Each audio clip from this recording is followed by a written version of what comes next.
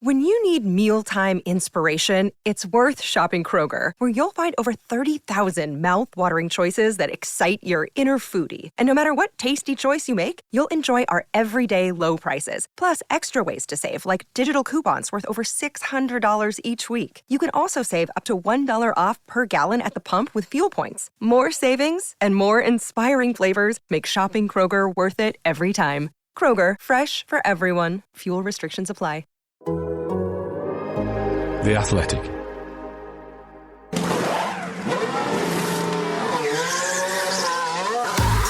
The Race F1 Tech Show, brought to you by Aramco. We talk F1's cumbersome cars, the long-awaited Mercedes upgrade package, and what can be learned from spy shots.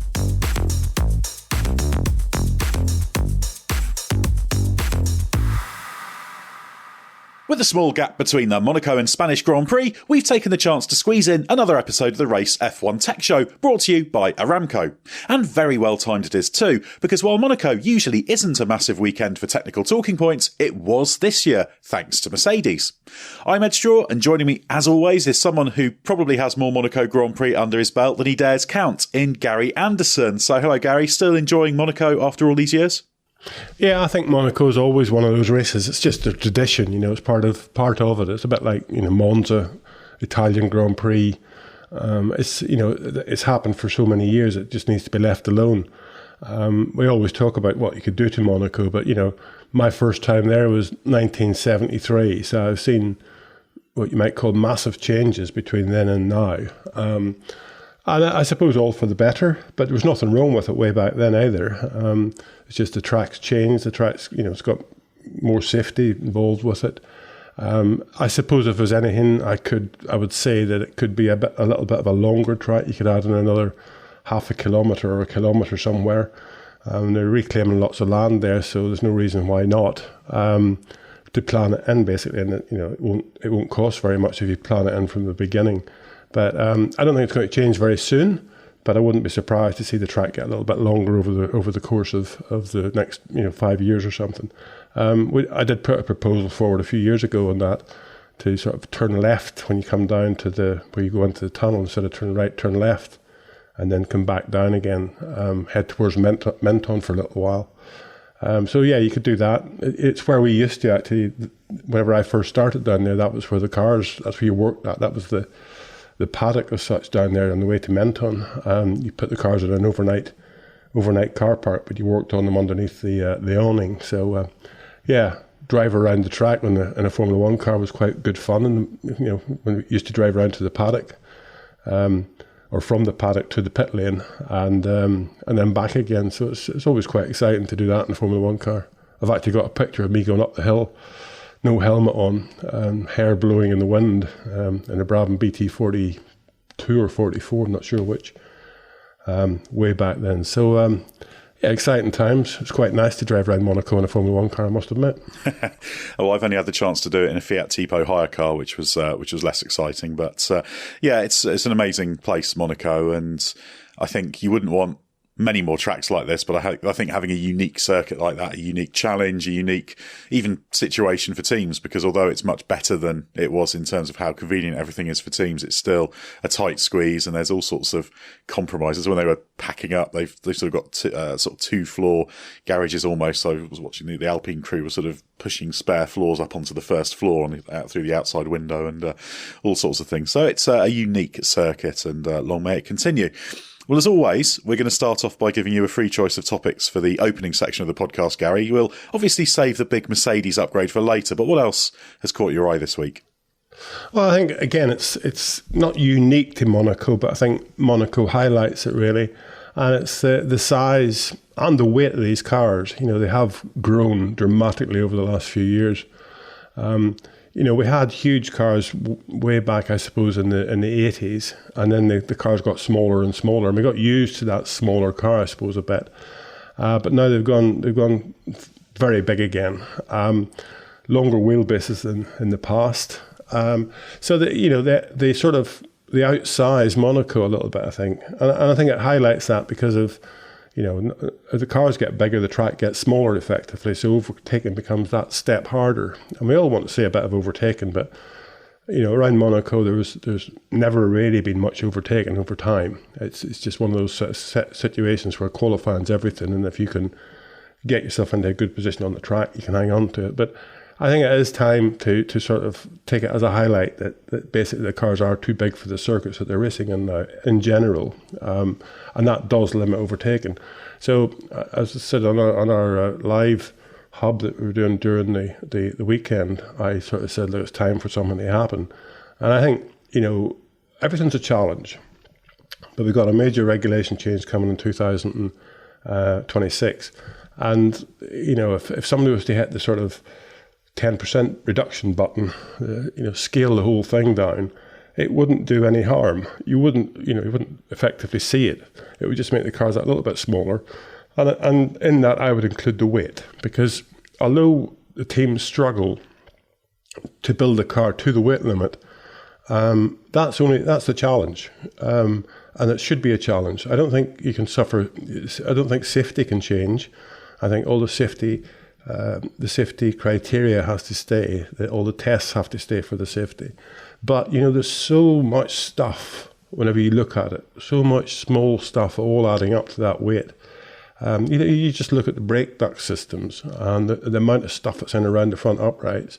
In the past we used to have an upright, you would have a wheel speed sensor in there, and that was more or less it. So, the challenge is to do the best job you can within a set of regulations. And if those regulations were, let's say the weight was to go down from 98 kilograms, I think, down to, let's say, 720, which is about a 10% reduction.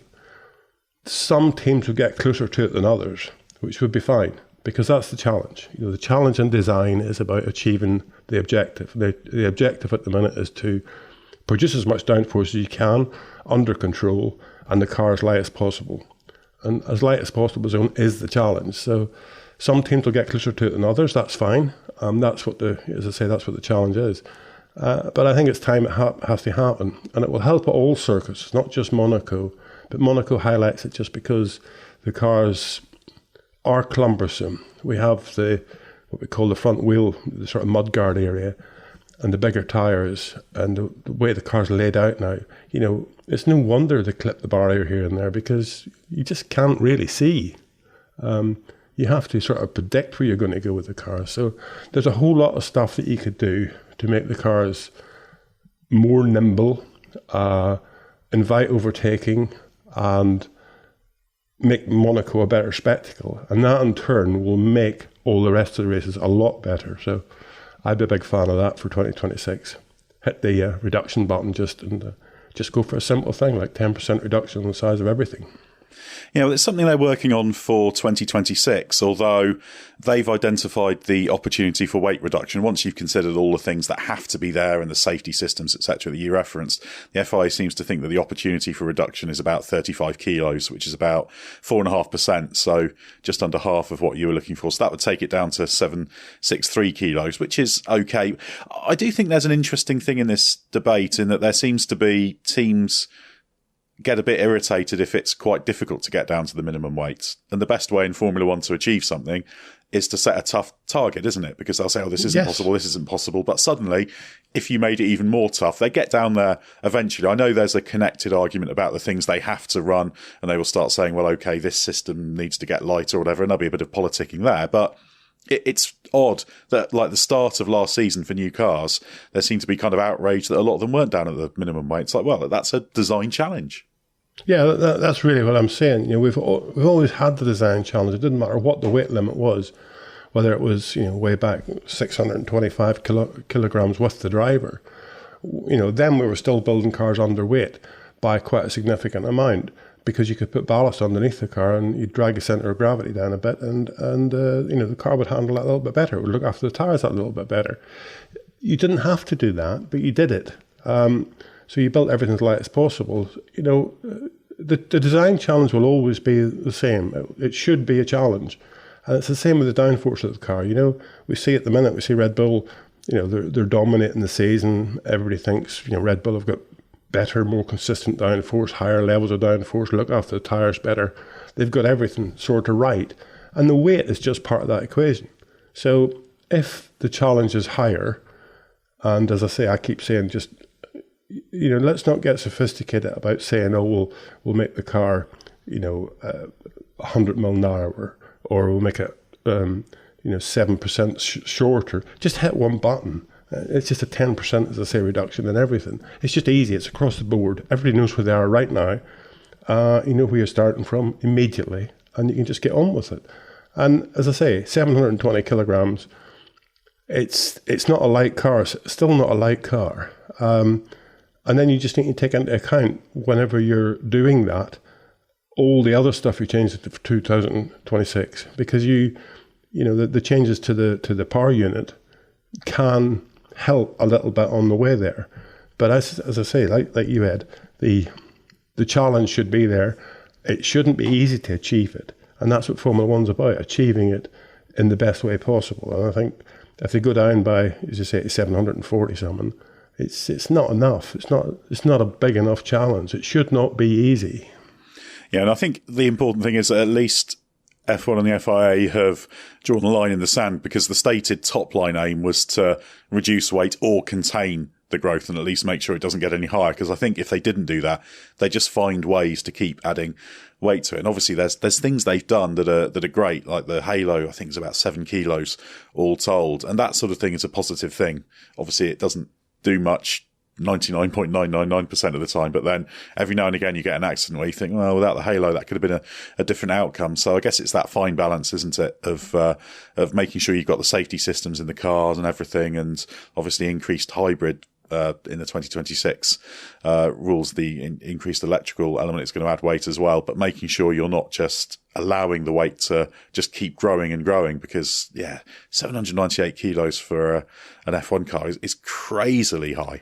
Yeah, well, I agree with you on the halo situation, and it's fine. It is a safety area there, as all the safety regulations are, and that's fine. I'm sure there could be grams taken out of the halo if they looked at it closely, because obviously we've seen it tested a few times and it's done a pretty good job. But I'm sure there's optimization in the design. I'm not saying there'll be much, but there will be grams. And again, once you get that thing, it's high up and the teams complain about it a bit. But at the end of the day, they still put fairings around it. I know those little carbon fairings weigh more or less nothing, but they weigh something. The little flick-ups that are on the sides of it, they're all high up. So, the teams will still add detail to it, because aerodynamically it's that, 0.0001% better aerodynamically. But if the weight limit's a big enough challenge, then you have to reevaluate those aerodynamic components that you're putting everywhere, just to say, is it a big enough advantage to have that stuff on there, or do you just leave the halo alone, like the GP or the F2 cars or F3 cars? Just leave them alone. They're okay. It works quite well. But as I say, the challenge will be different. But I think the challenge should be tougher than it is now. Yeah, I think that's a sensible approach. And certainly if you see any of those photos of a car from, say, 30 years ago alongside a current car, it's quite startling how much the growth is. That really brings it home. And yeah, as you say, that'll be a gain at any circuit, Monaco in particular.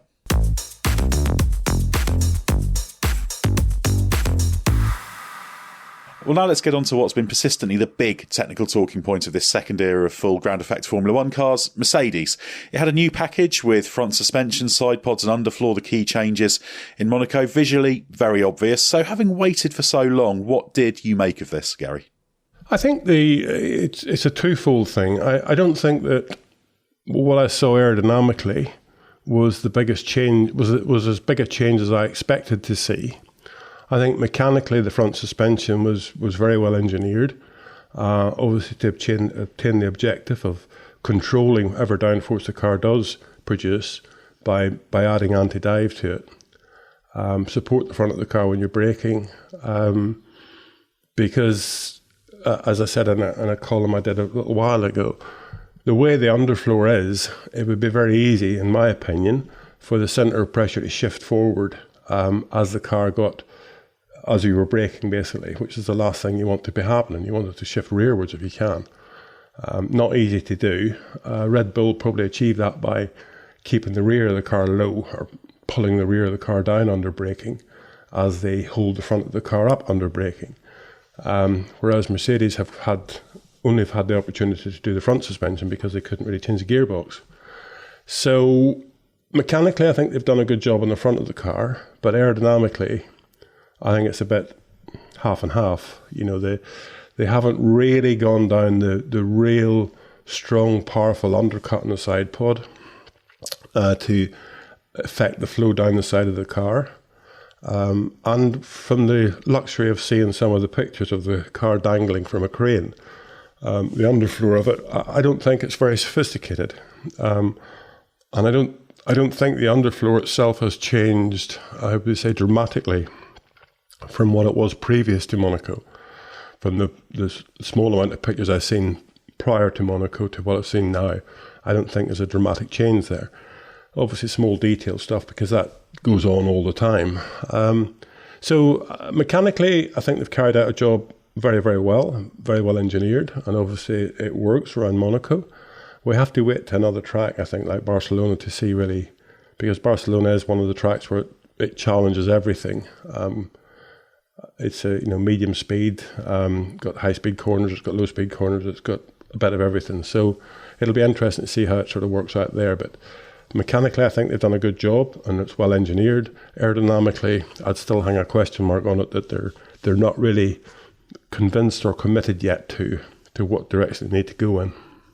Well, it is interesting because Andrew Shovlin, the head of trackside engineering, was talking about the fact that the data they'll get, particularly from Barcelona and kind of the next few races, will ultimately set the direction for going forward. So this is very much a starting point. There's a few interesting things here, because obviously in terms of how far they could go with the change, they were limited currently because there's certain fundamental car architecture elements that can't be changed. Obviously, they can't change it. Well, they can change the chassis, but they're not going to because of the cost cap. There's not a great deal you can do with the rear suspension. You can't transform the geometry of that because you're limited in terms of the gearbox changes, etc. So there's some elements where it was always going to be a bit of a halfway house, and maybe that explains the reasons for the cooling. Sort of, it's gone a bit more towards the sort of letterbox shape, but it's sort of halfway between what they previously had, the very vertical ones, and the ones we see from the likes of Ferrari and Red Bull. So I guess that's one of the reasons why it's not going too far. But the really interesting thing for me is that they've said all along that the change to this sort of concept hasn't necessarily shown in the wind tunnel in simulation that it's a massive improvement. Now, they have said this car is an improvement over the old spec of car, but do you think there's an element of hit and hope to this, insofar as they're thinking, well, this is the direction other people seem to be able to get a big yield out of, and at some point they've had to commit to doing it,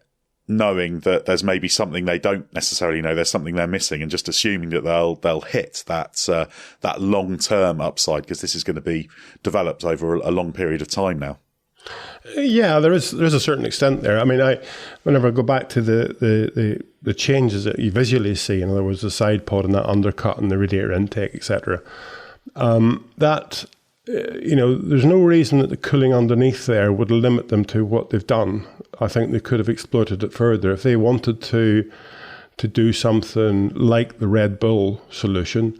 It would be more difficult because of where they got their upper crash structure, the side impact structure in that fairing. So they've sort of taken that fairing and blended that into the side pod. That means that the side pod's sort of completely different because it's got a longer top on the radiator intake duct than the Red Bull. The Red Bull has got a longer bottom as such, so the airflow spillage out of that radiator duct doesn't get involved with the critical areas of the underfloor, which is that undercut and the flow through to the sides of the edges of the floor. Ferrari's fairly symmetrical. So Mercedes have still gone the opposite direction on that, I suppose you might call it. And in my mind, I can't see why that's the right direction, because it's not what you'd want to do. You wouldn't want to put that air spillage that comes out the radiator duct when the car has got enough flow through the radiator to say it needs to waste some. You can't manage that spillage unless you manage it correctly. And the last thing you want it to do is go into the low pressure area or the high speed airflow area and that undercut that you're trying to help seal the floor. So I can't quite see the logic in what they've done, converting from their vertical radiator intake to what they've got now. It would be difficult to go the whole Red Bull hog, I must admit, without changing the side impact structure. But there might have been a different solution there somewhere that they could have achieved. Maybe not. Maybe I'm just talking at the top of my head. The thing that you always do with a car is you have a set of aerodynamic characteristics that you define. That's what you're trying to achieve, and that is, it's center of pressure shift. It's how the downforce generates with speed, and what parts of the car stall or reduce drag at high speed. In other words, going down the straight, car gets close to the ground. It'd be nice if the underfloor stalls. You don't need the downforce at that point in time at a certain speed. You need to be able to switch that on and off. So as long as you don't have a high-speed corner, let's say above 250 kilometers an hour, you don't have to create any more downforce then, so you can stall the floor. So that's a controllable thing with ride height. It's what happens when the steering lock changes. Where do you want the center of pressure to shift to? When the car rolls, when the car yaws. All of that stuff is your sort of aerodynamic philosophy that you lay out. And that's what you follow. That's what any team follows. It's known aerodynamic philosophy.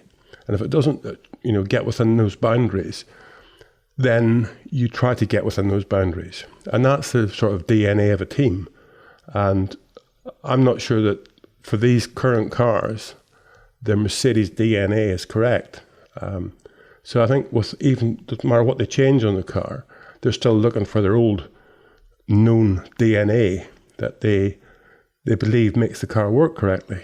And maybe they have to scratch their head a little bit and think about the fact that when they try other parts in the car or different directions, it might change their thoughts on the DNA of the car, and they need to try to look further than what they're looking at the moment. I mean, there's nothing bad about what they've got. It's pretty decent, but it's just not as good as the Red Bull. It's just not as quick as the Red Bull. It doesn't give the drivers as much confidence as the Red Bull. And I use that word loosely because if you look at Perez in Monaco in a Red Bull, and you look at Verstappen at Monaco in a Red Bull, it was two completely different cars. So, the Red Bull is not an easy car. It's right on an edge, but it's on that edge that Verstappen can exploit. So, and that's part of the DNA of the Red Bull. It's been built around what Verstappen wants. But at the minute, I think Mercedes are still a little bit lost as far as where the ground effect, what the ground effect DNA really should, that should influence their own philosophy and aerodynamics. Yeah, it's certainly quite a big learning process, I think, with this change that they're going through. You're listening to the Race F1 Tech Show, brought to you by Aramco. Aramco continuously push the limits of engineering excellence. As the global energy partner of F1, they drive a shared vision to real-world innovation that aims to lower emissions, enhance performance, and accelerate human potential. Aramco, powered by HAL. Obviously, Monaco is a very limited circuit to judge cars on. The driver feedback was sort of very gently positive. Hamilton said that he thought the front end was a little bit better. There was a bit of an improvement in braking stability. Still need to obviously make that rear end a bit more powerful so that there's less of a kind of deficit of grip there. But do you think they'll have learned much meaningful from Monaco, or is it really in Barcelona that they'll get the proper meaningful data to start building up a proper in-depth picture of this car? Well, the more you run the car, the better. It doesn't really matter what track. The thing with Monaco is that you're chasing your tail nearly all weekend because the track changes so much from one session to another and from day to day because of the way the track evolves initially. Then they wash the track and, it gets rained on at night or whatever, and the track's very different the next day. So it's very, very difficult to put developments or changes on the car because the next time you run it, the track will be different anyway. So you're always playing catch up with the track in Monaco. But still, they have got some data from there that will lead them in probably a slightly different direction for Barcelona than they would have done if they hadn't run at Monaco. But Barcelona is going to be the track where they can get real car data. It's a track where they've tested numerous times. They know the characteristics of the track in and out. They know what they want to get out of the car there. And that's really the big test, that all the teams go there, to be honest, knowing what the car characteristics should be. They know the sort of efficiency levels they want to run, the downforce levels, the way the wind blows. The whole bit is known. So if the weather stays good for them, I think Barcelona will be a test where there's, post-Barcelona, there's no real hiding place, I suppose you might say. It's real. What's happening is real. It would be nice if they'd had Imola to sort of, again, got the basis in place for more data going to Barcelona. But I think still Barcelona is somewhere where you normally go. And if you're testing in the winter with a new car, within 10, 15 laps, 20 laps, you know whether you've got a good car or not. And the same will happen basically over the first couple of sessions in Barcelona this weekend coming. You'll know pretty quickly whether you've still got problems or not. Now that, we're talking about the instability of the rear of the car, I can understand that if the rear of the car is lifting under braking, that's what it will cause. When the rear of the car lifts the sides of the floor, pick a bigger gap, more air leaks underneath there, and you lose downforce. So if you don't have a good philosophy for the undercut on the side pods to seal the sides of the floor, as you're braking, it only gets worse. So, the sort of problems that they have and the solutions are fairly black and white, but it's pretty difficult to achieve them. And obviously the big target is next year's car fundamentally. So I guess that's the interesting work going on in the background, isn't it? Because there's things next year they can change, like the cockpit position they've talked about. Presume there's a good chance of that changing. We presume there'll be changes to the rear suspension to complete the job in terms of creating that opportunity for platform control, which has all the benefits you mentioned in terms of that aero centre of pressure control. So this almost, it's much like last year, isn't it? This almost becomes a test car through to the end of the season, but I guess it's also important for them to really show proper tangible progress over the rest of the year, because it can be very easy just to defer success almost, can't it? Then you get into a mindset of it's going to be better tomorrow, and tomorrow never comes. Yeah, it's very true. I mean, I can understand them, moving the driver forward a little bit because the side impact structure goes with it. So if they wanted to build the car initially for this year, well, and for last year actually, if they wanted to detach that impact structure as such from the side pod and get more downwash from it further forward, then that's the only way they could really do it. But now that's gone, if you understand what I'm saying, because they've connected it up to the top of the side pod. So it's very easy to trip yourself up with something that you can't really get out of. And the big thing is for this season, if you keep changing stuff, you arrive at a race meeting all the time with something you don't understand, and it takes a little bit of time to get the best out of it. No matter whether you're Mercedes or you're Alfa Romeo, it doesn't really matter. It still takes time to get the best out of it. So at some point in time, it's sometimes easier to bite the bullet and say, right, okay, we've got enough data to believe that this is the direction we need to take for next year, and let's just get on with this year, do the best we can with what we've got, and pile all our efforts into next year. And actually what will happen is you'll probably get better results from this year because you'll arrive with a car that you know has got X deficits. You won't be trying to miraculously fix them. You'll be trying to bandage them as best you can. So you can sometimes get better results out of the year that you're actually biting the bullet as such with, and put more effort into the following year. So some point in time, I think by mid-season, Mercedes are definitely going to have to do that unless they do hit that, that magic bullet that fixes all the problems, which I don't see appearing very soon, to be honest. It's worth talking in a bit more detail about the front suspension, because obviously you're quite a hard taskmaster when it comes to judging F1 car suspension. You were actually quite positive about the job Mercedes has done with that. And obviously that's not an easy change to pull off. We know roughly what they've done. They've maybe somewhere in the vicinity of doubled the anti-dive geometry. But what did you make of the detail work on that? And also, how much of the opportunity can you access in terms of that platform control by putting a bit of anti-dive into the front end. And we should note, anti-dive's not some magic new thing. It's a well-known about geometry. So in itself, it's not something magical. But obviously they can do that at the front, but they can't do the matching rear, as you've alluded to. So there's still going to be that unaccessed gain with what you do with the rear. Whenever I say about the front suspension, what I really say is they've engineered it well.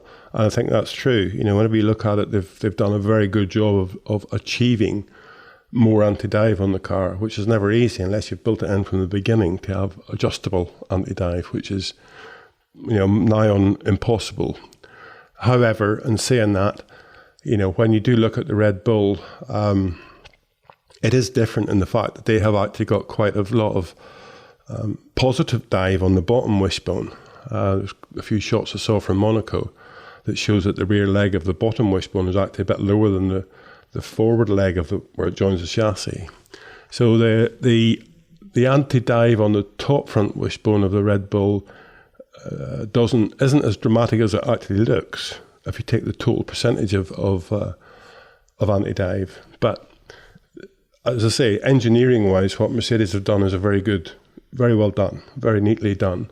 I haven't obviously seen the inner detail of it, but just the detail of how they've adapted to the car and whatever is very, very good. So that is a positive. The thing is, with these cars, obviously, they run at speed. The car gets near the ground. The car produces more downforce because of that, because of the ground effect. But then you hit the brake pedal, and I've always said the brake pedal is when the driver gets his confidence. It's how he feels the car during that period. If you hit the brake pedal and you feel, the rear's a bit close to the mark here, it's a bit light, you don't want to turn the steering wheel. And that's where the driver confidence comes from. So it's not about just holding the front up when you're braking, it's about holding the rear down. And that's a massive, massive difference, because the weight transfer you get, basically comes off the rear axle and goes onto the front axle, which gives you more load in the front.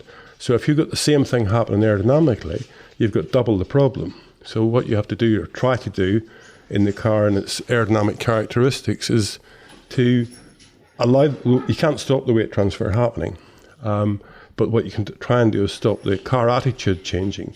So aerodynamically it doesn't transfer the aerodynamic load in the same direction, and if possible it transfers the aerodynamic load in the opposite direction. So they haven't been able to achieve that yet. So whenever they talk about the rear end being nervous and still needing stability in the rear of the car, I'm not seeing them achieving that anytime soon.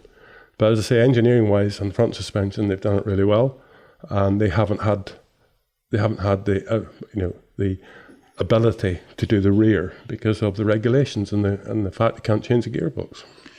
And I guess the final question that's worth asking is a more broad one, but obviously Mercedes have had problems with their cars over the past 18 months. We knew all about the porpoising and bouncing, which was the primary problem initially last year, but once they got that under control, there were other problems. But there's an interesting counterpoint, because Aston Martin, obviously, last year, they started the year with very similar problems. They were talking about, well, there's a load of performance in this car we can't access. Once we can get it sorted out, we will. But they then had in Spain the completely different changing concept, which is, although it's visually quite different to what they've got now, there's still a straight line from that upgrade in Barcelona last year through to the current car you see this year. So they took a decision a long time ago to make quite a big change when they saw what everyone else was doing. So do you think it is fair to say that maybe Mercedes should have made the switch earlier and seen the way the wind was blowing, or is that a bit of an oversimplification of the process? Because obviously they are different cars. Well, they are different cars, but you have to consider that obviously the Aston Martin. The Aston Martin uses the same engine, gearbox, and with that probably rear suspension as the Mercedes. So they haven't got the ability to hold the rear end of the car down. They don't have it, at least in the design philosophy. Maybe they've got some trick stuff in there that helps do it. But Dan Fallows came from Red Bull. He brings with him, the Red Bull aerodynamic DNA, I suppose you might call it. Not the componentry and not copying, but the mental philosophy that's driven into all of the people at Red Bull of how the car should operate. So he's, been able to lead Aston Martin in the direction of adapting everything they do to the Red Bull philosophy. And I think it shows. It works. But Mercedes don't have somebody that's doing that. They're still within their own, as I say, DNA, aerodynamic DNA. So what Aston Martin has shown is it's possible to build a car that doesn't have this rear end control to keep the car from rising up, but still get the car to be pretty decent. And aerodynamically, the aerodynamic shift compensates for that weight transfer. So what they're showing, it is possible with a Mercedes rear end package to actually achieve the Red Bull objective. And Mercedes are missing that. They need, well, it's wrong to say they need to bring somebody in, but they need to change the philosophy within themselves as to how they want the car to operate, how they want the car to work, before they can actually set out about redesigning their aerodynamic surfaces to achieve that objective. So it's one of those sort of strange things, unless you can't just keep doing the same thing day in, day out. You have to sometimes change what you're doing and look at it in a different way. And I don't see Mercedes wanting to do that. I still think they believe in what they believe in. Yeah, and that's why it's going to be interesting to follow this car, its evolution right the way through this year and into next year, because this is very much the start of the corrective process. So still a lot of questions to be answered, still a lot of knowledge to be built there. And I think we're going to be talking about the Mercedes car concept and design for quite some time yet. This is very much not the solution to their difficulties.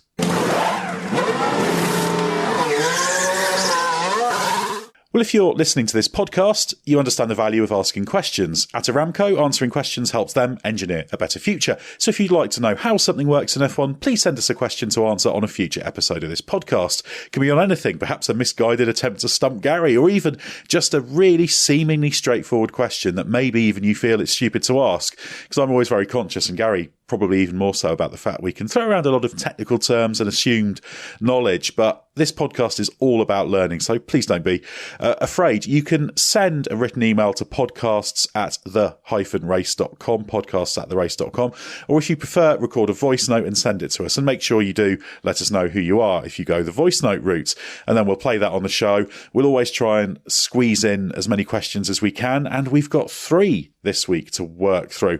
And the first for you, Gary, is from Mark Riley. It's related to our main topic. Mark says, I've noticed that there is an overlapping protruding panel under the nose of the Mercedes around the front lower wishbone leg. Maybe there is an access panel missing from the underside that will pull the panels on the side of the nose together, but to me it looks like an intentional overlap that may allow airflow through. Am I seeing things, or have Merc stumbled upon a loophole that may have an S-duct type effect? Well, Mark, it's very observant. I've had a very close look at the front of the Merc as best I can see, and the nose itself is very narrow. It sweeps in from where the front wing sort of finishes, sweeps in quite tight, and then comes back out again onto the front bulkhead of the chassis. The front bulkhead in itself looks like a complete unit, solid unit. So I don't see any ducts there. Sometimes what they do have is the fairing around the inner wishbone leg, where it picks up on the chassis. That fairing, how would you say, just comes forward a bit of the intersection between the nose and the chassis. And they use that bit of a fairing as a sort of, how would you call it, guide, I suppose you might say, to fit the nose on, so that it's the nose fits inside it. I haven't seen it as a duct. I'm not saying that it isn't by any means, because obviously pictures are pictures. You can only see what you can see. I haven't seen them all. Maybe you've seen something different. I think in reality, some people have some what you might call ducts there in that area, because it does mean that whenever you're relieving making the nose as narrow as possible, then you don't have to bring it out as dramatically to line up with the chassis. And some teams, I think, do use it to flow some air through to help some cooling and around the battery pack, which is underneath behind the driver's seat, really, I suppose you might call it, in the bottom of the fuel tank. Just flow some air through that area to just take the heat away. As far as S-ducts is concerned, I don't see the Mercedes having an S-duct. It's got a protective carbon fibre cover over all the steering rack and the master cylinders, etc., on the front bulkhead, so that when they have to fit a nose on, or a spare nose as such, during a pit stop, it doesn't damage anything. And all that's built in with a big electrical connector, which will be the loads from the front wing, etc., that they're making sure they know when the front wing's working efficiently or not. So I haven't seen what you've seen, but I'm not saying there's not something there. But I can't quite see it being an S duct. I can see it being a little bit of a cooling duct. So I'll keep looking though, and if I find someone else, I'll write about it sometime. Yeah, I'll try and make sure I have a close look at the car in Spain this weekend and see if we can get a nice clear photo with the detail for you to have a bit of a look at. But yes, certainly an excellent spot there. Our next question is from Stephen Hamburg, who says, first, I appreciate the podcast you put on. Lots of really good information that always leaves me hungry for more. The question I have pertains to the floor of the cars. As we saw during qualifying in Monaco, Sergio Perez's car was lifted off the track. This gave everyone a good view of the bottom of the Red Bull. My question to you is, does that actually help other teams? You get a couple of pictures of it, but does that translate to other teams at least considering the geometry they saw and potentially incorporating it into their design? I imagine it must be tempting given the success that Red Bull has had so far, but does it actually translate to any real information gained by other teams? Well, first of all, Stephen, we appreciate you listening to the podcast, because that's why we do them, and it's nice to hear somebody that does appreciate us doing them. Coming on to Sergio Perez's car being lifted, we saw obviously the two that in Monaco that had the best crane elevation, I suppose, was Perez's car and Lewis Hamilton's car. Now, in Lewis's car, you could see the geometry of the floor reasonably well, the way the shadows were. You could see it reasonably well. As far as Perez's car was concerned, I've looked at it pretty hard, the pictures I've seen, and it's very, very difficult to make out. It's a much more complicated surface than on the Mercedes, so it does throw its own, how would you say, shadows. But it is a much more three-dimensional package. I suppose the whole detail of it is much more complicated, and it will be something that the teams will look at, and it will not necessarily be easy to copy from it, but it might just spark a bit of thought. Now, there's part of it halfway back, I suppose, or 3/4 of the way back, maybe. There's from the step, from the throat of the floor, there's a sort of step in the Red Bull underfloor. And, one of these sort of things is if you've got an area down the side pod where you can seal it well, down the outer edge of the side pod where you can seal it well by the vortex generation or whatever trick stuff you've got, then that's the area you want to try and accelerate the airflow as fast as you can. So putting a step in it there it's a bit of an old IndyCar trick. Many years ago, that's what they used to do. So if you can get a position where it's sealed well, then you accelerate the air very quickly at that point, and you'll get more low pressure air or higher speed airflow underneath the throat of the car. So as I say, it's one of those things that's so much different from Mercedes to Red Bull that, let's say there's a half a second difference in lap time between those two cars in general, or maybe a little bit more, maybe 0.8 of a second at sometimes, that the complexity of the underfloor of the Red Bull compared to the Mercedes is tenfold, I suppose you might call it. So it takes a huge amount to get a little bit. So it's one of those sort of situations where seeing the Red Bull floor the way it was, I don't think you could pick up the detail of it very well, but I do think you could pick up the fact that it needs to be a huge amount more complex before you get much more out of it, if you do. And that's, again, something that the teams will pursue because of seeing that picture. They will say, hang on a minute or two, these, this surfaces that we have are very, well, they're all three-dimensional, but they're very two-dimensional flow. You need to really sort of exploit that a lot further. There's a lot of ground to be covered here before we can get to the complexity of a Red Bull floor. So yes, it will wake people up a little bit, but I don't think you could copy it. Yeah, and the one thing you can be certain of is that pictures of that will have been sent around all sorts of design offices at every Formula One team to have a good look at it. Sometimes it's not that copying it or anything is the solution. It's more just it gives you perhaps an idea of some area to explore or think about or analyse and think, okay, well, if you can understand this, maybe there's some gain to be made. But it's more a signpost than a final destination, I guess is the way to think of it. Our final question comes from William Shea, who is a high school student, who says, since the beginning of the 2023 season, the Red Bull DRS has been one of the main talking subjects in the F1 technical world. It has been brought up many times that the rear end of the car plays a crucial role in the overall aerodynamic efficiency of the vehicle. As teams rely heavily on wind tunnel testing, I was wondering if it was a common practice to simulate exhaust gases during these testing periods. How important are these hot gases to the rear of the car? Finally, wouldn't it be important to converge the flow from the Coke bottle and the diffuser in front of the exhaust pipe in order to reduce induced drag? Thank you for this incredible podcast. Well, William, high school student, pleased to see you're following motorsport, and hopefully your studies will take you into the engineering side of Formula One, because it's a fantastic world to get involved in. The thing that I'd say about it, starting at the end first, the exhaust pipe is located in the car and fairly well defined in its position. So it does. They have attempted to try to minimise the effect that the flow through the exhaust pipe will have on the diffuser or on the rear wing or on anything. So it's sort of a standalone component right now. And obviously, again, because of the turbo, it's one of those sort of things where the exhaust pipe size is defined. It's big enough to be the velocity of the airflow through it not to be, too dramatic. So to use it would be quite difficult nowadays to do anything much. Connecting the Coke bottle up and the diffuser to the exhaust pipe, reducing drag.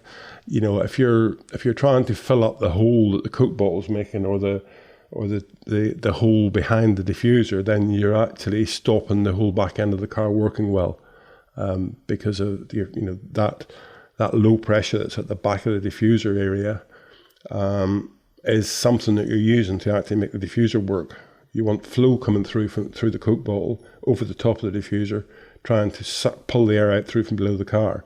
And if you fill that up with exhaust gas, or try to detail the filling up of the exhaust gas with the exhaust gas, it's going to reduce the effect of that. So I think you'd actually lose more downforce than you would drag, to be honest, and all at the wrong time. We talk about the whole back end of the car affecting the drag of the car. The diffuser itself, or the underflow of the car, is very, very efficient. And again, as rounded up numbers, you're probably talking about producing downforce underneath the car at 8-to-1 or 10-to-1 ratio downforce to drag, whereas the rear wing that we saw at Monaco would probably be less than 3-to-1. At a normal circuit, it'll probably be about 3.5-to-1. So the thing that you want to do is the DRS. You want to work on that, because that's the area where basically you can get the biggest effect of least downforce loss for most drag loss.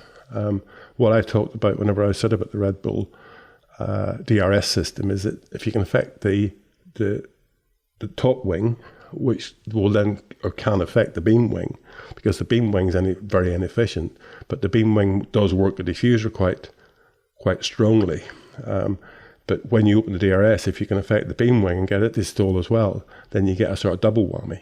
And because of that double whammy, it will affect the diffuser as well. But the diffuser, as I say, is very efficient, so the drag reduction on the diffuser will be relatively small, but the drag reduction on the beam wing and the top wing can be very high. So the biggest drag part of the rear of the car is the two rear tyres. They're massive. The blockage there is huge, and the low pressure, the weight behind them is huge. So very little that any team can do about that. But you still just got to do as much as you can within the constraints that you've got. And I think Red Bull have taken the DRS as part of their F1 car design and said, right, these are the things that happen to it. It has to produce downforce. There's no point in just opening a wing that's got very little change when you open it. You have to maximize the design of that wing so that when you open the DRS, you minimise the drag. And they've taken it as part of the car. It's not just a wing, it's actually part of the car. So they've really pursued every detail to get to where they are. And I think, you have to pat them in the back. They've got everything pretty near right this season for sure, especially for Max Verstappen, who drives the car in his own unique way. And in terms of the exhaust gas flow, how's that simulated and factored into this whole process of aero design? Well, the big thing, you will simulate it. You will turn exhaust gas flow on and off to see the difference at all sort of the different characteristics.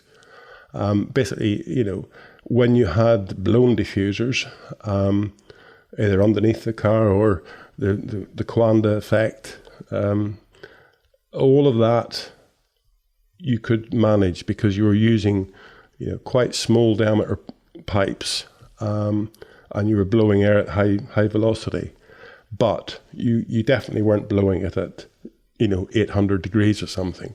You're blowing it just cooled, and you would look at the effect of airflow on and airflow off, and that's where you sort of optimize your design of your diffuser or whatever you were blowing that airflow onto. So you would always put air on and off. The big thing as well is the radiator duct and the blockage that I keep talking about is to simulate that and have the radiator in your wind tunnel as near the same flow characteristics as the real world. Or if you can't do that, then you percentage block them up so that you do know that when that flow spills, it changes the characteristics of the airflow around the car. It's the change you want to see with the exhaust gas or any flow. So we used to put an air mover in the car, and you'd open up the air box and let the flow go through and into the exhaust pipe. And then you would also close that off, because that simulated you closing the throttle basically. And no exhaust gas and no air, and the airflow would spill out of the air box. So you could sort of characterize the car with the engine being flat chat or with the throttle closed.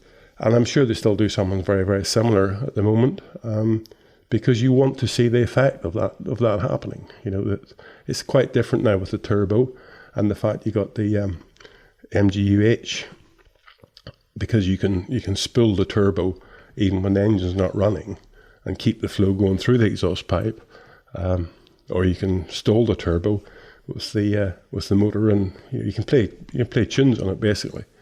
But the teams will still simulate some exhaust gas flow just to see the difference with the flow on or the flow off, to see if there's a characteristic that changes in the car that they can change by altering how the throttle maps work or how the turbo works, and just basically gives you a better understanding of the car. You have to model all the extremes and try and then do the best thing you can to reduce the risk of those extremes being detrimental to the performance of the car. Well, we had 3 great questions there and 3 good answers as well. So if anyone else has a question about F1 tech, send it through to podcasts@therace.com. That's podcasts@the-race.com. As simple or as complicated as you like, and we'll try and get as many of them in on future podcasts. Thanks very much, as always, Gary, for your insights. It's always great to talk to you. We're going to be back in 2 weeks, so that's going to be just before the Canadian Grand Prix, with more tech chat and more from Gary. You've been listening to the Race F1 Tech Show, brought to you by Aramco. Be sure to like, follow or subscribe on your favourite podcast app so you never miss an episode.